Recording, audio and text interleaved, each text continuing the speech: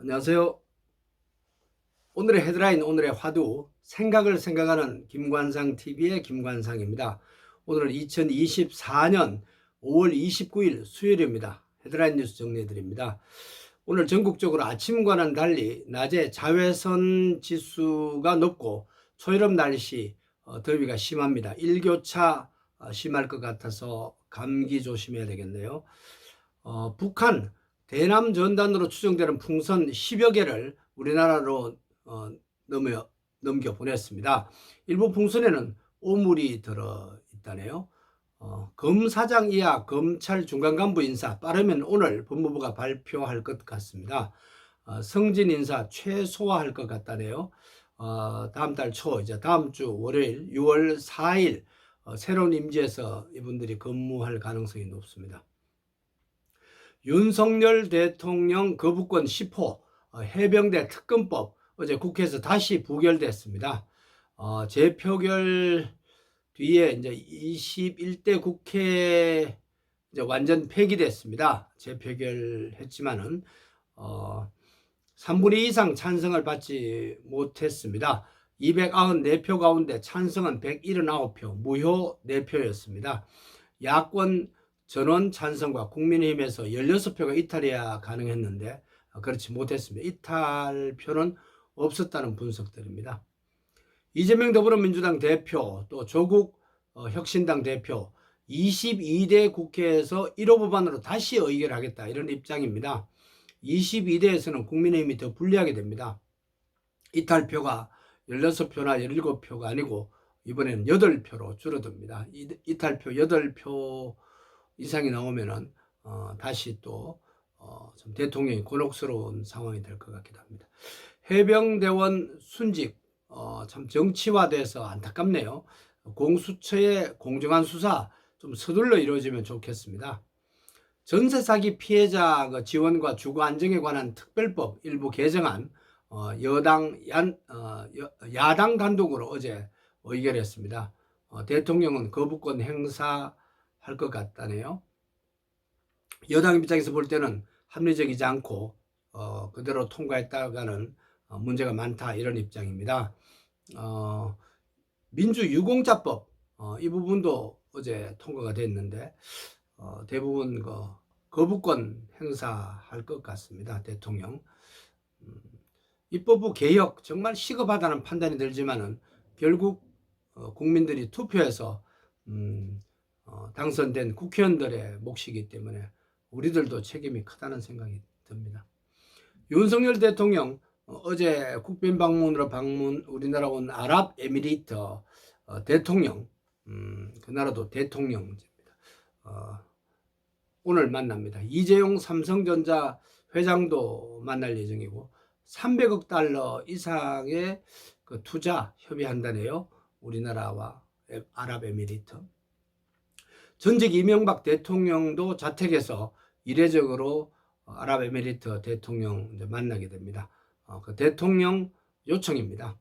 이명박 전 대통령 만나는 내용은 별로 뉴스에 다뤄지지 않고 있네요. 내년도 의대 모집 전체 인원은 4,567명 확정됐지만은 서울의대 교수들은 조건 없는 대화 다시 요구하면서 대통령의 현명한 판단 요구하고 있습니다. 제대로 된 교육을 위해서는 10% 정원이 적절하다 이런 입장입니다. 내일 저녁 대한의사협회는 촛불 시위, 촛불 집회 개최할 예정입니다. 서울 대치동 학원에서는 초등학생들 의과대학 의대 진학을 위한 그런 특설반 뉴스가 많이 되고 있습니다. 얼차려 기업과 관련 받다가 이제 숨진 것으로 보이는 훈련병 사망 사건 중대장과 부중대장 2명이 경찰의 조사를 받게 됐습니다. 이제 재작년이 2022년인데 재작년 기준으로 30년 뒤는 2052년이 됩니다. 2052년이 되면은 어떻게 될 건가? 서울이나 부산 인구 통계청이 어제 발표했는데 서울 인구는 793만 명으로 30년 전과 비교하면 16% 줄어들 것으로 통계청이 발표했습니다. 부산하고 울산, 대구 이런 쪽은 25% 안팎이고요.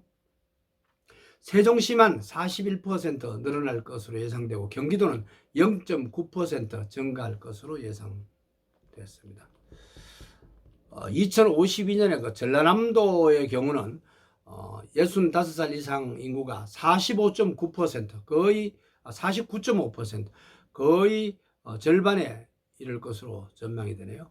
전기요금 부담금 7월부터 인하됩니다. 정부는 어제 국무회의에서 12가지 부담금 인하하기로 의결했습니다. 출국할 때 내는 거 출국 납부금도 3,000원씩 줄어들고요. 또 국제교류 기여금 단수 여건 할 때 돈 냈는데 이제 면제됩니다. 오늘 지구촌에서 우리나라에서 어떤 일이 일어난지 알아보고 오늘의 화두를 찾아보는 시간입니다. 오늘의 화두로 생명의 부활. 생명이라는 말도 참 어려운 단어고 부활이라는 말도 어려운 단어죠.